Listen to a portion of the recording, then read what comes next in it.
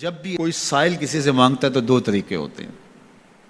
کچھ سائل ایسے ہوتے ہیں جو کوئی بات نہیں کرتے، سیدھا آ کے ہاتھ پھیلا دیتے ہیں. ایک تو سائل یہ ہے. اور سائل مانگنے والے جو بڑے اچھے طریقے سے مانگنے کا بھی فن جانتے ہیں تو ان کا طریقہ یہ نہیں ہوتا کہ کسی کے آگے جا کے بس ہاتھ پھیلا دیں. پہلے وہ اس کی تعریفیں کرتے ہیں،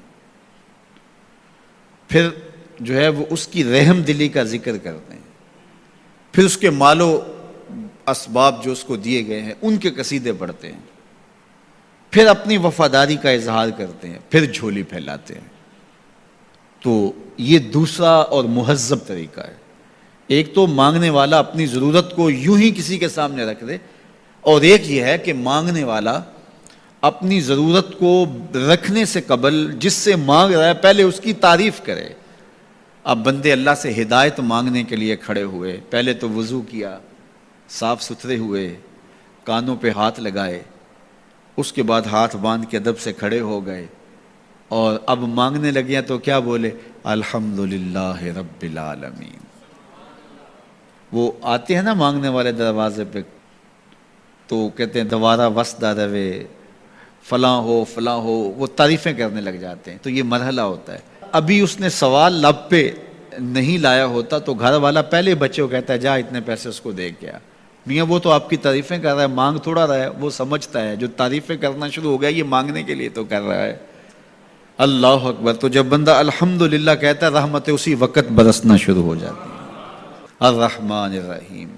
میں سخی کی دہلیز پہ کھڑا ہوں جو رحمان بھی ہے جو رحیم بھی ہے، محض اپنے کرم سے عطا کرتا ہے. رحم کی بھیک مانگ رہا ہوں. پھر کیا کہہ رہا ہے؟ مالک یوم الدین. کسی کنگال سے نہیں مانگ رہا، اس سے مانگ رہا ہوں جو مالک ہے، دنیا کا بھی مالک ہے، آخرت کا بھی مالک ہے.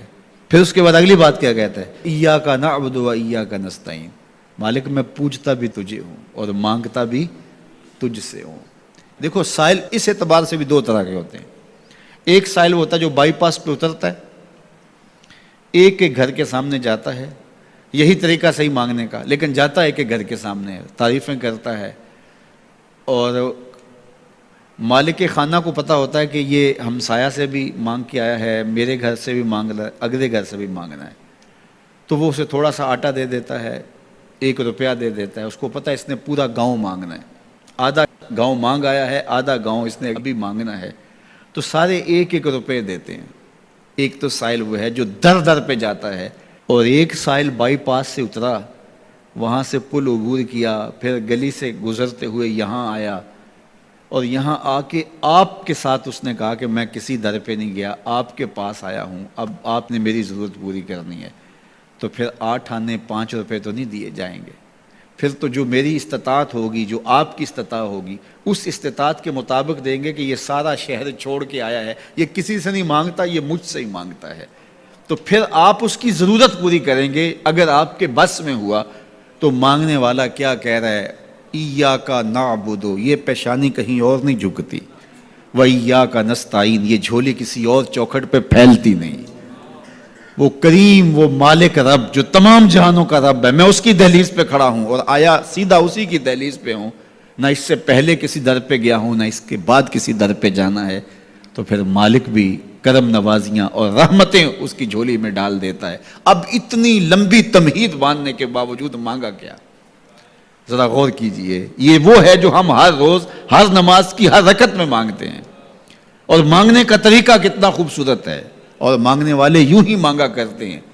پہلے جس سے مانگنا اس کی تعریفیں کرتے ہیں. آپ نے مانگنے والوں کو دیکھا جو سلیقے سے مانگتے ہیں، تیرے بچے وسدے رہیں، تیری جد آباد رہے، تیرا خاندان آباد رہے. وہ مانگتے ہیں اس طرح، پہلے تعریفیں کرتے ہیں، پھر کہتے ہیں تیری فیکٹریاں چلتی رہیں، تیرے جو ہے تیری جائیداد بڑھتی رہے. تو وہ اس کے خزانوں کا ذکر کرتے ہیں، اور پھر کہتے ہیں کہ یہ فقیر نمانہ تیری چوکھٹ پہ آیا ہے، اس کی ضرورتیں تو پوری کر دے. اب بندہ بھی اللہ کے حضور جب حاضر ہوتا ہے تو مانگنے کا سلیقہ کیا ہے؟ سب سے پہلے کہتا ہے الحمدللہ رب العالمین. میں کسی کنگال کی چوکھٹ پہ نہیں آیا، تمام جہانوں کے پالن ہار کی چوکھٹ پہ آیا ہوں. اسی کی تعریفیں، اختیاری بھی غیر اختیاری بھی، واسطے کے ساتھ بھی بلا واسطے کے ساتھ بھی. اسی کی خوبی ہیں، سارے اسی کے کمال ہیں، وصف سارے اسی کے ہیں. پھر اس کے بعد کہتا ہے الرحمن الرحیم، وہ رحمان بھی ہے وہ رحیم بھی ہے۔ پھر اس کے بعد کہتا ہے مالک یوم الدین، وہ دنیا کا ہی مالک نہیں، آخرت کا بھی مالک ہے، یوم حساب کا بھی مالک ہے۔ پھر اس کے بعد اپنی وفاداری جتلاتے ہوئے کہتا ہے ایاک نعبد و ایاک نستعین، مالک سارا جہاں بس رہا ہے، میں نے کسی سے نہیں مانگا، میں نے جھولی تیری چوکھٹ پہ پھیلائی ہے، میری پیشانی تیرے حضور جھکتی ہے، یہ پیشانی کسی اور کے حضور کبھی نہیں جھکی نہ جھکے گی۔ یہ سب عرض کرنے کے بعد پھر مانگتا کیا؟ اہدنا الصراط المستقیم، مالک مجھے سیدھی راہ پہ چلا دے، میں تیرے حضور آیا ہوں، مجھے ہدایت کا نور عطا کر دے۔ انشاءاللہ یہ ہدایت کیا ہے اور ہدایت کی قسمیں کیا ہیں، اور پھر اس دعا کا جواب اللہ کی طرف سے کیا آتا ہے، اور بندے پہ کتنی کرم نوازیاں ہوتی ہیں، انشاءاللہ یہ مضمون کل ہوگا۔ اللہ مجھے آپ کو اپنی رحمتوں کے سائے میں رکھے۔